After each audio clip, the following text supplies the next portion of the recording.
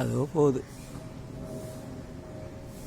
அது மேகத்தின் ஊடே போவதால் அது தெளிவாக இல்லை, அதனுடைய வெளிச்சம் மட்டும் தெரிகிறது.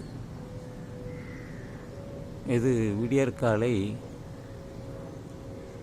5:45. அதனால் ஓரளவுக்கு வெளிச்சம் வந்து விட்டது. அந்த விமானத்தை பார்க்க முடிகிறது. நேற்று தான் என் மகள் கத்தாரில் இருந்து விமானம் மூலமாக சென்னைக்கு வந்தார். இப்படி விமான பயணம் சுகமாகத்தான் இருக்கும்.